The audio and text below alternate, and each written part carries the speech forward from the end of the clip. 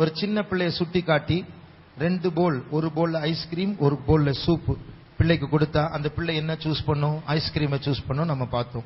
If we give a bowl of soup and a bowl of ice cream to a small child, what it will choose? அது ஐஸ்கிரீமை தான் தெரிந்து கொள்ளும். It will choose only the ice cream. காரணம் என்னவென்றால் அந்த பிள்ளையை பொறுத்தவரையிலும் ஆரோக்கியத்தை பார்க்கிலும் ருசி தான் முக்கியம். More than the health, the child likes to have taste. ஆனால் இதே பிள்ளை 45 வயசானால், if the same child has become 45 years old, இப்பொழுது அதனுடைய மதிப்பீடை மாற்றி ருசியை பார்க்கலும் ஆரோக்கியம் தான் முக்கியம் என்று மாற்றுகிறது. Now the choice will change where more than the taste, it will give importance to health. அதுபோல நாமும் நம்முடைய மதிப்பீடுகள், நம்முடைய வேல்யூஸ் அதை நம்ம சரிப்படுத்தணும். Similarly, we need to change our values. சில காரியங்களுக்கு ரொம்ப முக்கியத்துவம் கொடுத்தா நம்முடைய வாழ்க்கையே பாழா போயிடும். For something, if we give more value, our life will be destroyed. சில காரியங்களுக்கு முக்கியத்துவம் கொடுத்தா நம்முடைய வாழ்க்கை விலையேறப்பட்டதாய் மாறும். And for some things, if we give more value, our life will become precious. போன வாரம் நம்முடைய பைபிள்ல இருந்து சிலர் தவறான முடிவெடுத்து தவறான காரியங்களை தெரிந்து கொண்டு வாழ்க்கை எப்படி பாழாய் போனது என்று பார்த்தோம். Last week we meditated about certain people who took wrong decisions and how their life got destroyed. இன்றைக்கு நம்முடைய சாய்ஸஸ், நம்முடைய தேர்ந்தெடுப்பு கரெக்ட்டா இருக்க வேண்டும் என்றால் நம்முடைய மைண்ட்ல சில காரியங்களுக்கு முதலிடம் கொடுக்க வேண்டும். If today our choices should be good or precious, we need to give importance to certain things in our mind. அதை பற்றி 2 காரியங்களை சமயம் இருந்தால் 2 காரியங்களை சொல்லுகிறேன், இல்லையென்றால் ஒன்றோடு முடித்து விடுகிறேன். If time permits, I will give you 2 such reasons today, or if we are short of time, I'll stop with one. ஒன்று 2 கொரிந்தியர் 4ஆம் அதிகாரம். First thing, 2 Corinthians chapter 4, 18ஆம் வசனமா, அதாவது காணப்படாதவைகள் நித்தியமானவைகள், காணப்படக்கூடியவைகள் அநித்தியமானவைகள். அந்த வசனம் எத்தனாவது தமிழ்ல? கடைசியில் வரும் 18, 17, 18. 18ஆம் வசனத்தை வாசி. நான் உங்களிடத்திற்கு வருகிறதில்லை. 2 கொரிந்தியர் 4:18. மேலும் காணப்படுகிறவைகள் அல்ல, காணப்படாதவைகளை நோக்கி இருக்கிற நமக்கு அதிசீக்கிரத்தில் நீங்கும் லேசான நம்முடைய உபத்திரவம் மிகவும் அதிகமான நித்திய கன மகிமையை உண்டாக்குகிறது. அதில்ல Next verse. ஏனெனில் காணப்படுகிறவைகள் அநித்தியமானவைகள், காணப்படாதவைகளோ நித்தியமானவைகள். பைபிள் நமக்கு எதற்கு முக்கியத்துவம் கொடுக்க வேண்டும் என்று இந்த வசனத்தில் நமக்கு ஒரு ஆலோசனை சொல்லுகிறது. This verse gives us a counsel of what thing we need to pay importance. காணப்படக்கூடியவைகளை பார்க்கலும் காணப்படாதவைகள் முக்கியமானது. Those things which are invisible are more important than the things which we see. இப்போ நம்ம எல்லாரும் ஹால்ல இருந்திருக்கோம். உங்களுக்கு என்ன பார்க்கலாம், எனக்கு உங்களை பார்க்கலாம். காணப்படக்கூடியவைகள். We all are seated in this hall. I can see you and you can see me as well. We are all visible. ஆனால் இந்த ஹாலில கண்ணால பார்க்க முடியாத சில காரியங்கள் இருக்கு. There are certain things which are invisible even in this hall. Telescope வச்சாலும் பார்க்க முடியாது, மைக்ரோஸ்கோப் வச்சாலும் பார்க்க முடியாது. Even if you use a microscope nor a telescope, we can't see those. கண்ணாடி போட்டாலும் பார்க்க முடியாது. Even if you wear a spectacle, you cannot see. ஆனா இந்த ஹால்ல தான் இருக்கு. But it is in this hall. Example சொல்லுங்க, நீங்க சொல்லுங்க, என்ன example? Give me some examples. என்ன இருக்கு? God தேவன் இருக்கிறார். God is here. அதுக்கப்புறம் ஏஞ்சல்ஸ், தூதர்கள் இருக்கிறாங்க. We have angels. வேற பிசாசும் இங்க தான் இருக்கிறான். பிசாசு இங்க இருக்கிறான். Even Satan is here. பிசாசு என்று சொன்னா ஒரு ஆள், ஆனா அவனோடு கூட எத்தனையோ விழுந்து போன தூதர்கள் சுத்தி இங்க தான் இருக்கிறாங்க. When we say Satan, it is just one, but there are a multitude of other his armies who are along with him. அந்த ஸ்பீக்கர் மேல ஒன்னு உட்கார்ந்துட்டு இருக்கும். So it might be seated near to some speaker. அந்த speaker மேல ஒரு 10 உட்கார்ந்துட்டு இருக்கும். And on another speaker some 10 spirits will be seated. விளையாட்டுக்கு சொல்லல, உண்மையாதான் அது. I am not saying this as a joke, it is real. நான் பேசுறது அது பார்த்துட்டு இருக்கோம். நான் அந்த டைரக்ஷன்ல பார்த்து எனக்கு கண்ணுக்கு தெரியல, ஆனா அங்க உட்கார்ந்து என்ன பார்த்துட்டு இருக்கு. I will be speaking, looking at a certain direction. I may not see them, but they will be watching at me. உங்களுக்கு தெரியாது, எனக்கும் தெரியாது. ஆனா என் பக்கத்துல தூதர்கள் இருக்கிறாங்க, உங்க பக்கத்துல இருக்கிறாங்க. You may not see, I may not see, but next to you and me, there might be angels of God. இதுதான் காணப்படாதவைகள். These are the things invisible. சரி, வேற ஒரு காரியம் இருக்கு, காணப்படாத ஒரு காரியம். There is one more thing which is not seen, இங்க இருக்கு, which is here. என்னது? மவுண்ட் யூத் சார், அது சொல்லுங்க. இந்த ஹால்ல இருக்கு, கண்ணுக்கு தெரியாது. என்னது? Holi spirit, God. காட்னு சொல்லும்போது ஃபாதர், சன், ஹோலி ஸ்பிரிட் இருக்கிறான். தூதர்கள் அல்லாமல், பிசாஸ் அல்லாமல், தேவன் அல்லாமல் உயிருள்ள ஒன்று இங்க இருக்கு. It is not God, it is not Satan, it is not angel, but there is something which is a living thing. என்னது? சோல், நம்முடைய ஆத்மா. Our soul. அப்போ நம்முடைய ஆத்மா அதுவும் உயிருள்ளது, நிஜமானது, ஆனால் கண்ணுக்கு தெரியாத உலகத்தை சேர்ந்தது. Even our soul is real, it has life, but it is invisible. அப்போ நாம் முதலாவது அறிய வேண்டிய காரியம், நம்முடைய சூசிங், நாம் தேர்ந்தெடுக்கிறது கரெக்டா இருக்க வேண்டும் என்றால் முதலாவது அறிய வேண்டிய காரியம், இங்க ரெண்டு உலகம் இருக்கு. பார்க்கக்கூடிய உலகம், பார்க்க முடியாத உலகம். If we need to understand how to choose, our choosing should be correct, we need to understand two things. There are two worlds, one which is visible, the other one is invisible. நாம் முதலாவது மைண்ட்ல print பண்ணி வைக்க வேண்டிய statement, பார்க்கக்கூடிய உலகத்தை பார்க்கலும் பார்க்க முடியாத உலகம் தான் முக்கியமானது. The important statement which we need to register on our mind is that the world which is not seen is more important than which is being seen. இப்போ திருப்பி வாசிங்க அந்த வசனம். Once again, let's read the verse. ஏனெனில் காணப்படுகிறவைகள் அநித்தியமானவைகள். காணப்படுகிறவைகள் அநித்தியம். இந்த தூண், இந்த hall, உங்க சரீரம், இந்த பூமி முழுவதும் அநித்தியமானது. ஒரு நாள் எல்லாமே அழிஞ்சு ஒழிஞ்சு போகுது. The things which are seen are temporal. It includes a body, this world, this hall, and everything will perish one day. அடுத்தது தொடர்ந்து வாசிங்க. காணப்படாதவைகளோ நித்தியமானவைகள். காணப்படாதவைகள் பரலோகம், தேவன், நம்முடைய ஆத்மா, இதெல்லாம் நித்தியமானவைகள். The things which are not seen, which is our soul, God, heaven, these are all eternal. இப்போ நாம் என்ன பண்ணணும்? What we should do right முந்தின now. வசனத்தை வாசிங்க. Let's read the former verse. மேலும் காணப்படுகிறவைகள் அல்ல, காணப்படாதவைகளை நோக்கி இருக்கிற நமக்கு. பாருங்க, இந்த வசனம் என்ன சொல்லுகிறது? நாம் எதை நோக்கி பார்க்கிறோம், எதன் மேல் ஃபோக்கஸ் பண்ணி கொண்டிருக்கிறோம்? காணப்படக்கூடியவைகள் அல்ல, காணப்படாதவைகள். Our focus should not be at the things which are being seen, but the things which are not seen. இப்ப பாருங்க, ரொம்ப முக்கியம். நம்முடைய லைஃப்ல இந்த அதரிசனமான உலகம் தான் முக்கியம் என்று, நம்முடைய இந்த தரிசிக்கக்கூடிய உலகத்தை பார்க்கல முக்கியம் என்று உணர்ந்து வாழ்க்கையை ஓடாவிட்டால் எல்லாம் தலைகீழா மாறும். If we do not pay importance on the things which are not seen, or the world which is not seen, and do not run a race, then it is not good for us. இப்போ இதை நான் மூன்றாய் பிரிக்க போகிறேன். I'm going to divide this into three again. தரிசிக்கக்கூடிய உலகத்தை பார்க்கலும் அதரிசனமான உலகம் தான் முக்கியமானது என்கிறதான அந்த ஸ்டேட்மெண்ட்டை மூன்றாய் பிரிக்க போகிறேன். I'm going to divide the statement which says that the things which are not seen are more important into three. ஒன்று, First thing, நான் சொல்ல போகிற பாயிண்ட் இப்போ சொன்ன மெயின் பாயிண்ட் சப்டிவிஷன்.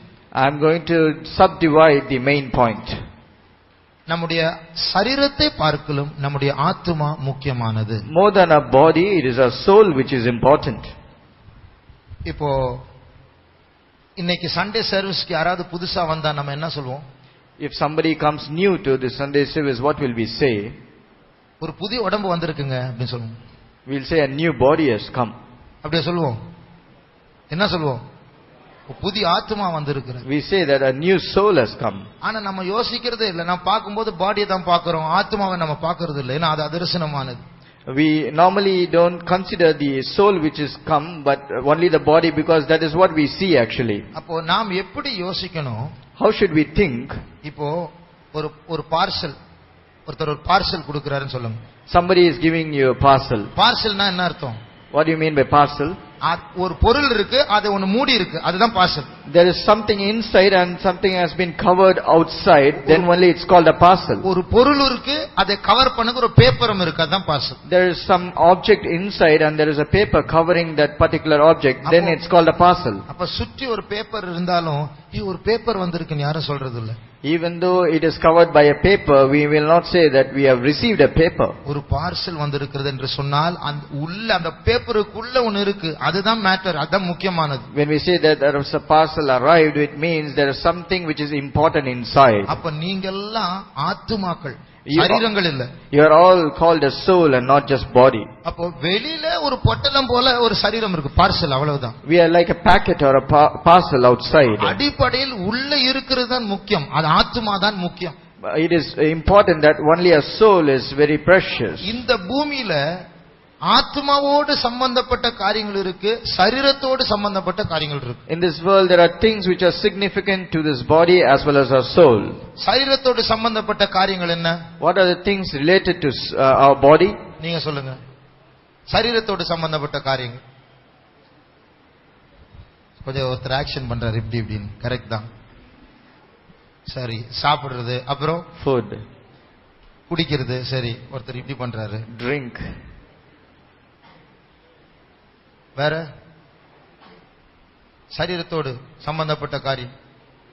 நீங்க ஸ்கூலுக்கு போறீங்களே, அது சரீரமா ஆத்மாவா? சரீரத்தோடு சம்பந்தப்பட்டதா ஆத்மாவோடு சம்பந்தப்பட்டதா? ரைட். Going to school. நீங்க இப்ப ஆபீஸ்ல இந்த யூத் மீட்டிங்ல உட்கார்ந்துட்டு இருக்கீங்க, இது you are in a youth meeting right now. அப்போ சண்டே சர்வீஸ் கட் அடிச்சுட்டு டியூஷன் போறது, கிளாஸ், ஸ்பெஷல் கிளாஸ் போறது, அது கரெக்டா தப்பா? Avoiding Sunday service and going to tuition, is that right or wrong? இப்ப புரியுதா? இப்போ அந்த மேல இருக்கிற தரிசிக்கிற உலகத்தை பார்க்கலும் அதர்சனமான உலகம் தான் முக்கியம் என்ற அந்த அறிவு இல்லாட்டா நம்ம எல்லாம் குப்புற பண்ணிட்டு இருப்போம், எல்லாம் மாத்தி மாத்தி பண்ணிட்டு இருப்போம். If you do not have the understanding that the invisible world is more important, we will do everything upside down. ஆகையால் முதலாவது முக்கியமான காரியம், நம்முடைய சரீரத்தை பார்க்கலும் ஆத்மா முக்கியமானது. The first important thing is that more than a body, a soul is important. இதனாலதான் ஆண்டவர் சில நேரத்துல நம்முடைய ஆத்மாவை நாம் முக்கியப்படுத்தாமல் போகும்போது நம்முடைய சரீரத்தை ஆண்டவர் தொடுவார்.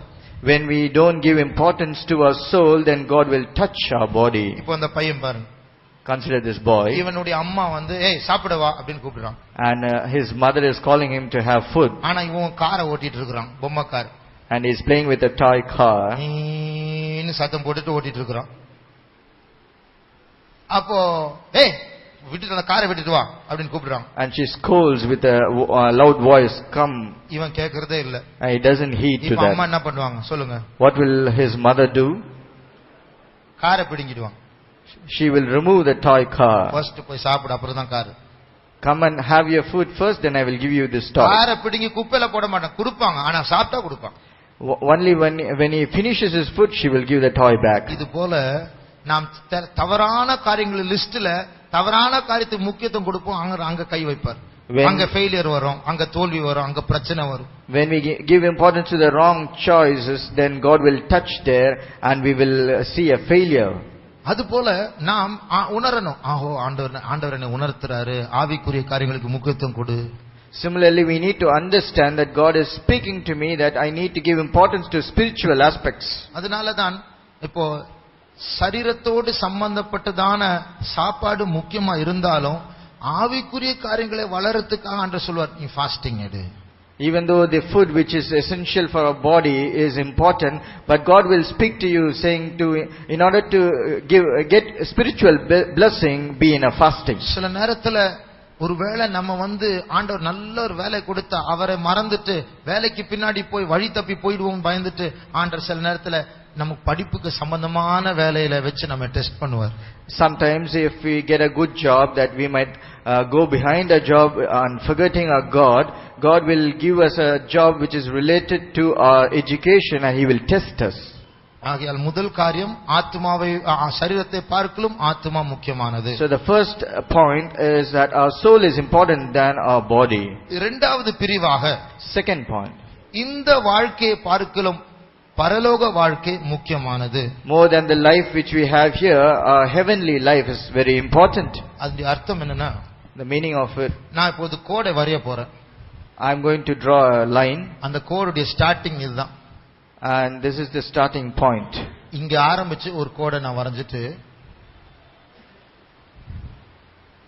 போர்டை தாண்டி வரைஞ்சிட்டே போறேன் நான் கோடை. and I am drawing a line continuously without stopping. வரைஞ்சு வரைஞ்சு வரைஞ்சு பூமி வளையற இடத்துல வரைஞ்சிட்டே போறேன்னு. And I am drawing the line with the horizon of the earth. வரைஞ்சு வரைஞ்சு பூமி கீழே போய் சுற்றி வந்து திருப்பி அந்த பக்கம் வந்து சுற்றி வந்து திருப்பி இந்த புள்ளிக்கு நான் வரேன்.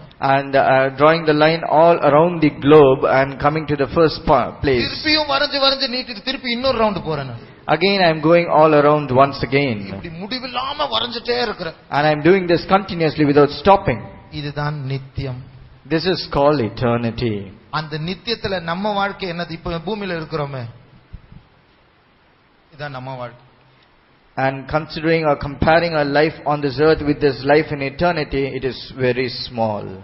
இங்க நம்ம வாழ்ற விதம் தான் நம்முடைய நித்தியத்தை பாதிக்க போறோம். எங்க நித்தியம் சும்மா லைன்ல சுத்திட்டு இருக்கிறது இல்ல, நரகம்னு ஒன்னு இருக்கு, பரலோகம்னு ஒன்னு இருக்கு. Eternity has two places, one is heaven and another is hell. How we conduct ourselves with life on this earth, it will determine our life in eternity. நித்தியம் என்று சொன்னால் எப்படி தெரியுமா? When we say eternity, what it means? 1000 வருஷம் முடிஞ்ச பிறகு இன்னும் எத்தனை வருஷம் இருக்கு? After the millennial reign, how many years are left?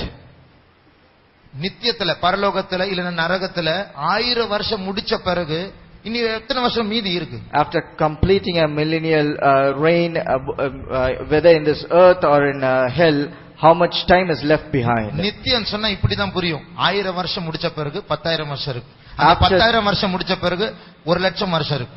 அந்த 1,00,000 வருஷம் முடிச்ச பிறகு 10,00,000 வருஷம் இருக்கு. அந்த 10,00,000 வருஷம் முடிச்ச பிறகு அப்பதான் நித்தியமே ஆரம்பிச்சிருக்கு. We can say like this: after completion of 1,000 years, there is a 10,000, and after the 10,000 a lakh, and after a lakh there are countless number of years coming up. அதுதான் நித்தியம்.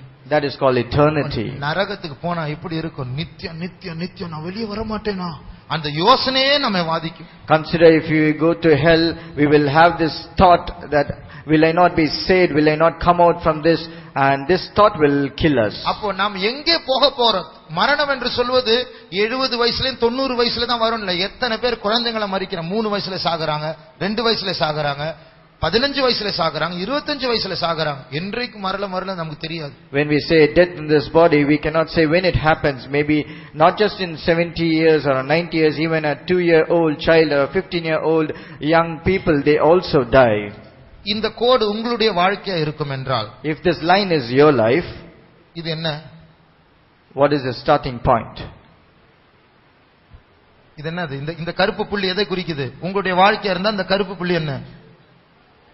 பர்த்டே, உங்களுடைய பிறந்த நாள். That's the birthday. இது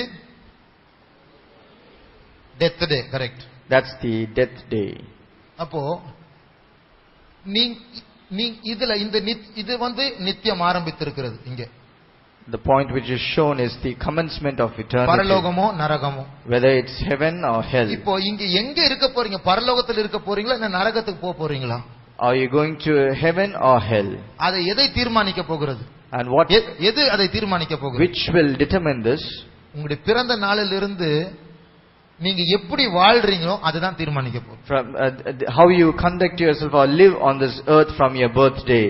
அப்போ எவ்வளவு கேர்ஃபுல்லா இருக்கணும். தப்பு பண்ணிட்டா இங்க போய்ட்டா, you should be very careful. By chance you commit mistake and go to hell, இதை மறந்துட்டு இந்த நாள்ல ஜாலியா இருக்கணும்னு சொல்லிட்டு இங்கேயே நம்ம நித்தியத்தை மறந்துட்டு இங்க வாழ்ந்தா, if you forget about eternity and you want to live joyfully on this earth, நீங்களே யோசிச்சு பாருங்க. consider yourself. இது பெரிய நரகம் இருக்கு, you have a big hell, பெரிய தீ நமக்கு முன்னாடி இருக்கு, and there is a big fire. அதே நேரத்துல இன்னொரு இடத்துல பெரிய மகிமை நமக்கு முன்னாடி இருக்கு, and other hand we have a big glory. Daily தூதர்கள் நம்மை பார்க்கறாங்க, வந்து சேர்ந்துருவானா, பரலோகத்து வந்து சேர்ந்துருவானா. Every day the angels are eagerly watching us whether he will come to heaven. அதே நேரத்துல பிசாசு நம்மை பார்த்துட்டு இருக்கு, ஏமாத்தணும். And again Satan is also watching somehow to deceive us. இந்த ரெண்டையும் மறந்துட்டு forgetting both of this, நம்ம பிறந்தது உண்மைதான். இன்னைக்கு என்னடி 20வது பிறந்த நாள், 21வது பிறந்த நாள், 22வது பிறந்த நாள் சொல்லிட்டு புது Dress போட்டு கேக்க வெட்டிட்டு ஹாப்பி பர்த்டே டு யூ ஃபூன் கேண்டில் ஊதிட்டு இதுக்கெல்லாம் முக்கியத்துவம் கொடுத்துட்டு இருந்தா அப்ப நித்தியத்தை மறந்துட்டு என்ன முட்டாள்னு யோசிச்சு பாருங்க. forgetting about eternity, we just blow our candles on every birthday saying it's my 21st, 22nd and 23rd birthday. அப்ப நம்ம எதுக்கு முக்கியத்துவம் கொடுக்கணும், எதை சூஸ் பண்ணணும், எது வேண்டாம்னு சொல்றது நம்ம தீர்மானம் எடுக்கணும். we need to determine of what I should choose. நான் தாம்பரம் யாபேஸ்ல சொல்லியிருக்கேன். I have said this in the Jabez meeting at Tambaram. இப்போ நம்ம வாழ்ற காலம் எப்படி காரணம் தெரியுமா? Do you know what is the time which we are living in right now? எத்தனை பர்த்டே முடிச்சோம் அந்த கணக்கு போடுற வாழ்க்கையில இப்போ இத்தனை நாள் மீதி இருக்கு, அந்த கணக்கு தான் நம்ம போடணும். It is a time where we should consider of how much time is remaining rather than how many birthdays I celebrated. அடுத்தது உங்க பர்த்டே வரும்போது, In the next birthday, நீங்க வந்து பிரதர் ஆண்டவர் எனக்கு ஒரு வருஷம் கூட்டி கொடுத்தாருன்னு சொல்லாதீங்க. பிரதர் என்னுடைய வாழ்க்கையில் ஒரு வருஷம் குறைஞ்சிருக்கு, ஜாக்கிரதையா ஜீவிக்க ஞானம் வேணும், ஜெபம் பண்ணுங்க. You should not say God has given me one more year ahead. Rather you should say 1 year in my life has decreased and God should give me more knowledge to live carefully. வருஷத்தை கூட்டி கொடுத்தாருன்னு சொன்னா பின்னாடில இருந்து கணக்கு போடுறோம், முன்னாடில இருந்து கணக்கு போடணும். ஒரு வருஷம் குறைந்து இருக்கிறது. We need to count from the life which is in our future that I have lost 1 year. ஆகையால் இப்படி அதர்சனமான உலகம் தான் நிஜமானது, இது தற்காலிகமானது என்று நாம் மறக்காமல் இதை கணக்கு போட்டு நாம் வாழ வேண்டும். We need to count carefully that the life which is going to be in the invisible world is very much important. மூன்றாவது, Thirdly, முதலாவது என்னது? what is the first point? சரீரத்தை பார்க்கலும் ஆத்மா முக்கியமானது. More than a body, a soul is important. இரண்டாவது, Secondly, இந்த வாழ்க்கை பார்க்கலும் நித்தியம் நிஜமானது. more than the life which is on this earth, eternity is important. மூன்றாவது, Thirdly, நித்தியத்தில் இங்கே இருக்கிறதை பார்க்கலும் நீங்கள் உயிருள்ளவர்களாய் மாறப் போகிறீர்கள். more than what you are here on this earth, you will be more lively in eternity. இப்போ ஒருத்தர் இறந்துட்டா என்ன சொல்றாங்க? When somebody dies, what we say? இறந்துட்டாருன்னு சொல்லுவோம், இல்லைன்னா செத்து போயிட்டாருன்னு சொல்லுவோம். We say he has expired or he is dead. செத்து எங்க போயிட்டாரு? After dying, where he has gone? அப்ப எங்க போயிட்டாரு? He has gone somewhere. நமக்கே தெரியாம நம்ம சொல்லிட்டோம் போயிட்டாரு. We'll just say he has gone somewhere. செத்து இல்லாம போகல, எங்கேயோ போயிட்டாரு. After death, where he has gone? உங்களுக்கு தெரியுமா, ஆதாமிலிருந்து முதல் மனுஷன், நம்முடைய முதல் தகப்பன் ஆதாமிலிருந்து, from the first man Adam, இன்றைக்கு இப்பொழுது நான் பேசிட்டே இருக்கும்போது செத்துட்டு இருக்காங்க யாரோ, அவங்க வரைக்கும், considering the person who is just dying right now when I am speaking to you, இப்போ இன்னைக்கு உயிரோடு தான் இருக்கிறாங்க. they are still alive. உடம்பு தான் கல்றை தோட்டத்திலேயே சுடுகாட்டுல இருக்கு. ஆத்மா எங்கேயோ நரகத்திலயோ ஐயோ ஐயோ ஐயோன்னு கத்திட்டு இருக்கிறாங்க, இல்ல பரலோகத்துல அல்லேலூயான்னு கத்திட்டு இருக்காங்க. இப்போ நடந்துட்டு இருக்கு. யாருமே சாகல, இல்லாமல் போகல, எல்லாம் உயிரோட தான் இருக்கிறாங்க. Everybody is still alive except for the body which is being buried or cremated. Either they are in hell saying lamenting or in heaven shouting hallelujah. அப்ப நம்ம இத மறந்துட்டு நாமும் ஒரு நாள் அந்த ரெண்டு உலகத்துல ஒரு உலகத்துக்கு போறோம் மறந்துட்டா அது எவ்வளவு முட்டாள்தனம், யோசித்து பாருங்க. Forgetting that we will be either in heaven or hell and live our life our own self, it is so foolish. நாம் இங்கிருந்து பரலோகத்துக்கு போனால் இங்க இருக்கிற உயிரை விட அதிக உயிர் தான் அங்க இருக்க போகுது. From here when we go to heaven, we will be more lively in the eternity. பிலிப்பியர் முதலாம் அதிகாரம் 23ஆம் வசனமா இல்ல, அதாவது என் தேகத்தை விட்டு பிரிந்து கர்த்தரோடு இருப்பது அதிக நலம். எந்த வசனம்? 22, 23, 24. பிலிப்பியர் 1:23.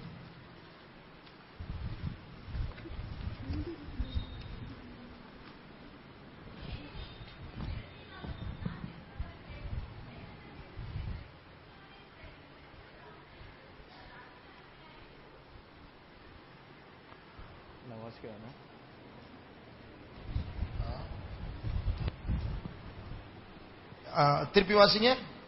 ஏனெனில் இவ்விரண்டினாலும் நான் நெருக்கப்படுகிறேன். தேகத்தை விட்டு பிரிந்து கிறிஸ்துவுடனே கூட இருக்க எனக்கு ஆசையுண்டு, அது அதிக நன்மையா இருக்கும். பாருங்க, என் தேகத்தை விட்டு பிரிந்து கிறிஸ்துவோடு இருக்கிறது அதிக நன்மையா இருக்கும். To depart from this body and to be with Christ is far better. இங்க இருக்கிறதை விட அங்க போறது நல்லது. It is good for us, or far better for us to be there. இன்னைக்கு நான் செத்தா நான் போ ரெடியா இருக்கிறேன்னு சொல்றவங்க எல்லாம் கை தூக்குங்க. Those who say if I die today I am ready to go to heaven, please put up your hand. வாலிபர்கள் கை தூக்குங்க. All youths, please put up your hand. இன்னைக்கு நான் சாக ready. I am ready to die today. கொஞ்சம் பேர் கை தூக்குனா, கொஞ்சம் பேர் உண்மையை சொன்னாங்க, பயம்தான். ரைட், கை கீழே போடு. ஆனா இதுதான் விஷயம், அந்த உலகம் தான் நிஜமானது. நம்ம அங்க போறதுக்கு ரொம்ப சந்தோஷமா இருந்திருக்கணும், அதான் உண்மை. The fact is that we should be more joyous and be very ready to go to that eternity. பரிசுத்த பவுல் சொல்லுகிறார், இந்த தேகத்தை விட்டு பிரிந்து கிறிஸ்துவோடு இருப்பது எனக்கு ரொம்ப நல்லது, சந்தோஷமா இருக்கு. St. Paul says it is good for me to depart from this body and to be with Christ, which is far better. இப்போ நீங்க டைமென்ஷன்ஸ் பற்றி தெரிஞ்சிருக்கும்னு நினைக்கிறேன். Dimensions, 1 dimension, 2 dimension, 3 dimension. You might be knowing about different dimensions like 1, 2 and 3. 3D கண்ணாடி போட்டா என்ன நடக்கும்? If you wear a 3D glass, what will happen? திரையில நடக்கிறதெல்லாம் 2D. Everything which happens on the screen is 2D. அப்படின்னா அந்த ஸ்கிரீன்ல தான் நடக்குது. இந்த ஸ்கிரீன் திக்னஸ் அந்த அந்த அந்த மெட்டீரியல்ல தான் நடக்குது. All the things which are visible will be only visible on the screen, which is called 2D. 3D கண்ணாடி போட்டா, but if you wear a 3D glass, ஸ்கிரீன்ல இருக்கறால் வெளிய வந்துருவார். Everything which is on the screen will project out. அதான் 3D. That is called 3D. 1D னா என்ன அர்த்தம்? ஒரு கோடு தான். If you say 1D, it's just a line. இந்த பேனா, அதாவது டைமென்ஷன் கூட்ட கூட்ட சுயாதீனம் கூடும், சுதந்திரம் கூடும். When you increase the dimension, there will be more liberty. இப்ப பாருங்க, இந்த பென் 1 dimensionல இருந்ததுன்னா, if this pen is in 1 dimension, ஒரு கோட்ல தான் அது போக முடியும். இங்கேயும் இப்படி தான் அசைக்க முடியும். It can move either to left or right in one direction. இதான் 1 dimension. That is called 1 dimension. ஆனா இத 2 dimensionல இந்த பேனாவை அனுப்பினா, if you send this pen into a 2 dimension, அதுடைய அர்த்தம் அது ஒரு plane. ஒரு planeல அது அசைவாடாது, மூவ் பண்ணலாம். It can move on a plane but in different directions. இப்படியும் போலாம். It can sway left and right. இப்படியும் போலாம். Or to front and back. இப்படியும் சுத்தலாம். Or it can rotate. ஆனா மேலேயும் கீழேயும் போக முடியாது. But it cannot go up and down. ஆனால் இதை 3 dimensionலுக்கு அனுப்புனா, if you consider this to be changed into 3 dimension, இப்படியும் போலாம். It can move left and right. இப்படியும் போலாம். Move forward and rear. இப்படியும் போலாம். Go up and down. இப்படியும் சுத்தலாம். It can rotate any angles. இப்படி பறக்கலாம். You can see it in a different way. 4th dimensionக்குள்ள போனா, if you go into a 4th dimension, இதை விட freedom increase ஆன எப்படி சொல்லணும் தெரியாதுன்னா நானே போல. The freedom of movement is much more, even I have not gone into that dimension. நம்ம போகிற பரலோகம் 4th, 5th இல்ல 7th, 8th, 9th dimensionக்குள்ள போகுது. The heaven which we are going to go doesn't have an count on dimension. அப்ப எவ்வளவு freedom இருக்கும் யோசிச்சு பாரு. You will have complete freedom. இப்போ நம்முடைய ஆத்மா இந்த பார்சல்ல பூட்டப்பட்டிருக்கு. Now our soul is packed in this parcel which is body. இப்போ ஒரு பார்சல் உங்களுக்கு தரேன். I am giving you a parcel. அந்த பார்சலுக்குள்ள என்ன இருக்குன்னா, what is inside that parcel? ஒரு பறவை இருக்கு. We have a bird. Open பண்ணனும்னா அது பறக்குது. If you open it, it will just fly off. அப்ப அந்த பார்சல் அந்த பறவை பூட்டி போட்டது. Now the parcel has locked the bird. இது போல நம்முடைய ஆத்மா இன்றைக்கு இந்த உடம்புக்குள்ள பூட்டப்பட்டிருக்கு. Similarly, our soul is bound in this body. மரணம் என்று சொன்னால், when we say death, அது ஒரு விடுதலை. அது it is an liberty. இந்த உடம்புக்குள்ள பூட்டப்பட்ட ஒரு ஆத்மா இப்போது சரீரத்தை விட்டு விடுதலை அடைந்து வேற ஒரு மண்டலத்துக்கு ஹையர் டைமென்ஷனுக்குள்ள போகுது. A soul which has been locked inside this body is set free and it will go into a higher dimension. அப்போ freedom, சுதந்திரம் கூடுது. Now it gets freedom and it has more liberty. ரோமர் 8ஆம் அதிகாரம், Romans chapter 8, 23ஆம் வசனமா, the glorious liberty of the sons, தேவபுத்தருடைய மகிமையான சுதந்திரத்துக்காக 21 வாசிங்க. அந்த சிருஷ்டியானது சுய இஷ்டத்தினாலே அல்ல, கீழ்ப்படுத்தினவராலேயே மாயைக்கு கீழ்ப்பட்டிருக்கிறது. அடுத்த வசனம், ஆகையால் நமக்கு தெரிந்திருக்கிறபடி இதுவரைக்கும் சர்வ சிருஷ்டியும் ஏகமாய் தவித்து பிரசவ வேதனைப்படுகிறது. 20 வாசிங்க. அதேனென்றால் சிருஷ்டியானது அழிவுக்குரிய அடிமைத்தனத்தினின்று விடுதலையாக்கப்பட்டு தேவனுடைய பிள்ளைக்குரிய மகிமையான சுயாதீனத்தை பெற்றுக்கொள்ளும். மகிமையான சுயாதீனம், அதுதான் அது. நம்ம இந்த டைமென்ஷன் பூட்டப்பட்டதான இந்த டைமென்ஷனை விட்டு அதர்சனமான ஒரு டைமென்ஷனுக்குள்ள போய் அங்க தேவன் மனுஷர்கள் பார்க்காத உலகம், புதிய எருசலேம், சீயோன், அங்கதான் மகிமையான சுயாதீனம். From the dimension which we are locked in this body right now, we will be set free and we will go into eternity, into Zion and New Jerusalem, which is our glorious eternity. இந்த தரிசனம் நமக்கு கிடைச்சா இருக்கவே விரும்ப மாட்டோம். If you have this vision, we will not die. நம்முடைய ஒரு pastor இருந்தார், pastor Don. We have a pastor named Pastor Don. எத்தனை பேருக்கு தெரியும் pastor Don? How many of you know? சரி, அவர் ஒரு நாள் ஒரு பிரசங்கத்துல சொன்னார். One day in a sermon he said like this. ஜுரம் வந்து இறந்துட்டார். He had a fever and he died. இறந்து போன பிறகு அவருடைய ஆத்மா அவரை விட்டு பிரிஞ்சது. After his death, his soul departed from his body. மேல பறக்க ஆரம்பிச்சது ஆத்மா. And his soul started flying above. அவர் சொல்றார், நான் பெற்ற சந்தோஷம் என் வார்த்தைகளினால் வர்ணிக்க முடியாது என்று சொன்னார். The joy which I received, I cannot say it by my mouth. ஆனால் இங்க கீழே இருக்கிற அந்த விசுவாசிங்க ஊழியக்காரங்களை என்ன ஜெபிச்சு கீழே கொண்டு வந்துட்டாங்க. But the believers and the saints of God, by their prayer, they pulled me back. என்று சொல்லி பிரசங்கத்துல சொல்றாரு. இதை சொல்லி அழுதுட்டார். பிரசங்கத்துல அழுதுட்டார். And saying this in the message, he started crying. எனக்கு ஜீசஸ் கூட இருக்க முடியாம போயிடுச்சு, தயவு செய்து நாங்க சுத்தி இருக்கவங்க திட்டிட்டேன் நான், தயவு செய்து இப்படி எல்லாம் பண்ணாதீங்க திருப்பின்னு சொன்னாரு. He said he started scolding others, saying, please do not repeat this again. I want to be with my Jesus. நமக்கு அந்த அறிவு இல்லைன்னா அப்பா பத்திரமா வந்துட்டார் திருப்பி அப்படிதான் சொல்றேன். அவர் தான் பத்திரமா அங்க போறத பார்த்து இங்க பத்திரமா கொண்டு வருவாங்க. Because we do not know, have the knowledge, we will say somehow he has safely returned, but he was actually going to be in a safe hands. அதர்சனமான அந்த உலகம் தான் நிஜமான உலகம் என்ற அறிவு இல்லாம போனா இந்த பூமியில நிறைய தப்பு பண்ணிட்டு இருக்கோம். If we do not have an idea about this invisible world, we will be committing more mistakes on this earth. அப்போ அப்படி ஒரு அறிவுள்ளவர்களுக்கு மரணத்தை பற்றி பயமே இருக்காது. The people who have knowledge concerning this will not have fear of death. நம்முடைய கண்களை மூடுவோம். Let's close our eyes. ஆண்டவர் இந்த ஒரு பாயிண்ட் தான் முடிச்சிருக்க. அடுத்த வாரம் அடுத்த பாயிண்ட் பார்ப்போம். I have just discussed one point. We will discuss the next one the next week. ஆண்டவர் நமக்கு நம்முடைய மன கண்களை திறக்க வேண்டும். God should open the eyes of our mind. எல்லா வாலிபர்களே கண்களை மூடுங்க. All youths, please close your eyes. முடிந்தால் முழங்கால் படிடுவோம். If possible, be on your knees. ஆண்டவர் நம்முடைய சாய்ஸஸ், நாம் தேர்ந்தெடுக்கிற காரியத்தை நாம் ஜாக்கிரதையாய் செய்ய கர்த்தர் ஞானத்தை தர வேண்டும். God should give us knowledge in for us to diligently make our choice making. நம்ம இங்க தப்பு பண்ணிட்டு தவறான நித்தியத்துக்குள்ள போயிடக்கூடாது. If we should not commit a mistake and go into the wrong eternity. நரகத்துல இப்போ நம்ம இங்க முட்டி போட்டு நிக்கும் போதே எத்தனையோ ஆத்துமாக்கள் வாலிபர்கள் ஐயோ ஐயோ நான் தப்பு பண்ணிட்டேன் என்று சொல்லி கத்திட்டே இருக்கிறாங்க நரகத்துல. Even when we are in the knees right now, there are many youths who are found in the hell lamenting for the mistakes which they have committed. குரோம்பேட்ல சில வாலிபர்கள் பரலோகத்துக்கு போயிட்டு வந்தாங்க. Some youths from Krompet, they went to heaven. ஜெபத்துல அபிஷேகம் நிரம்பி நிரம்பி நிரம்பி அவங்களுடைய ஆத்மா பிரிஞ்சு பரலோகத்துக்கு போயிட்டு நரகத்துக்கு போயிட்டு திருப்பி வந்தாங்க. When they were in anointing, they by trance went to heaven as well as hell, and they came back. அதுல ஒரு பிள்ளை சொல்றா, நான் நரகத்துல மைக்கேல் ஜாக்சனை நான் பார்த்தேன். நான் one girl in that group, she said, in hell I saw Michael Jackson. அந்த பிசாசுகள்லாம் மைக்கேல் ஜாக்சனை ஆட வைக்கிறாங்க. ஆடு. And all the devils or the Satan, they were making him to dance. ஆடிட்டே இருக்கிற மணிக்கணக்கா ஆடிட்டே இருக்கிறார். And asking him to dance without stopping. அவர் போதும்னு சொன்னா கூட இவங்க நிறுத்துறது இல்ல. ஏன் பூமியில எல்லாரையும் நீ ஆட வச்சியே, நீ எல்லாரையும் பார்க்க வச்சியே, ஆடு, நாங்க பார்க்கணும், ஆடு, நிறுத்தாத. Even if he wants to stop, they are not allowing him to. And they were saying that while in the earth he made every people to dance. Now you dance and we want to watch. அதுதான் நரகம். That is hell. சுயாதீனமே இல்ல. பரலோகம் என்று சொல்லுவது மகிமையான சுயாதீனம். நரகம் என்று சொல்வது இந்த பாடியில பூட்டப்படுவதை விட அதிகமாக பூட்டப்பட்ட இடம். When we say heaven, it is glorious liberty, but whereas hell, it is like compressing ourselves more than we being in this body. நரகம் என்று சொன்னால் என்ன தெரியுமா? You know what is hell? நரகம் என்று சொன்னால் jail.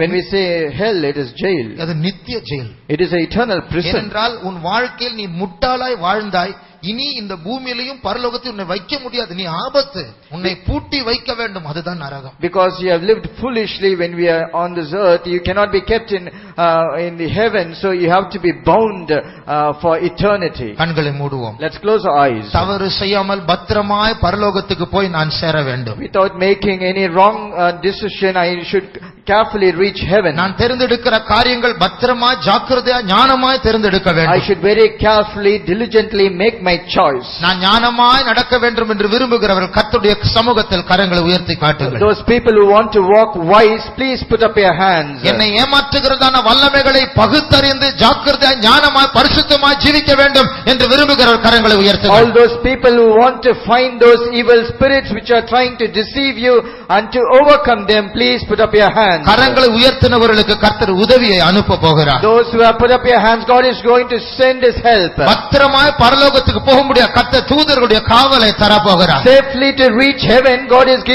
giving you the protection of angels. இந்த பூமியை விட நித்தியம் எவ்வளவு நிஜமானது என்ற ஒரு அறிவை கர்த்தர் தர போகிறார். God is going to give you the knowledge that the invisible world which is heaven is more sure than this earth. அபிஷேகம் பெற்ற வாலிபர்கள் வெட்கப்படாமல் அபிஷேகத்திற்கு இடம் கொடுங்கள். Those youths who have received anointing without being ashamed, be filled in the Spirit. இந்த பேசப்பட்ட வார்த்தையோடு கர்த்தருடைய ஆவியானவர் ஆட்கொள்ளும் போது நம்முடைய மனம் ஞானத்தினால் நிரப்பப்படும். With the words which have been spoken to you and the Spirit of Lord dealing with you, your mind will be full of wisdom. கண்களை மூடி மனக்கண்களை திறந்தால் அந்த ஆவிக்குரிய தரிசனத்தை நாம் பார்க்கலாம். When you close your eyes and open your inner man's eyes, you can see the Spirit of God. நம்மை விட்டா நம்ம எல்லாரும் கண்டிப்பா நரகத்துக்கு தான் போவோம். If we are left without condition, we will all go to hell. அதனால் தான் நமக்கு இயேசு வேண்டும். That is why we need Jesus. அதனால் தான் நமக்கு அபிஷேகம் வேண்டும். That is why we need anointing. அதனால் இப்படிப்பட்ட யூத் மீட்டிங்ஸ் வேண்டும். That is why we need youth meeting like this. மற்றவர்களுடைய உதவி வேண்டும்.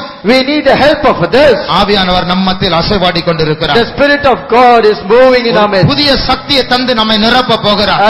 He is going to give you a new power. அந்நிய பாஷை பேச வெட்கப்பட வேண்டாம். We should not be ashamed to speak in நீ tongues. பத்திரமாய் பரலோகத்துக்கு போக வேண்டும் என்றால் ஆவியானவர் ஆட்கொள்ளட்டும். If you want to reach safely to heaven, Spirit of God should உன்னை encompass you. வெட்கப்படுத்துகிறதா அந்த பாவத்தின் தலையை நீ நசுக்கி போடுவாயா? Crush the sin which is actually putting you to shame. வெட்கப்படாமல் ஆவியானவர் உனக்குள் எழும்பட்டும். Without being ashamed, give room for the Spirit. கொஞ்சம் நாட்கள் தான். We are left with little கொஞ்சம் days. நாட்கள் தான் இயேசு வரப்போகிறார். In a very few days, Jesus is going to come. இயேசு உங்களை தேர்ந்தெடுத்திருக்கிறார். Jesus has chosen you. கண்களை மூடி ஆவினால் நிரம்புங்கள். கர்த்தர் உங்களை நிரப்புவாராக. புதிய சக்தி அவர் தந்து கொண்டிருக்கிறார். God is giving you a new anointing.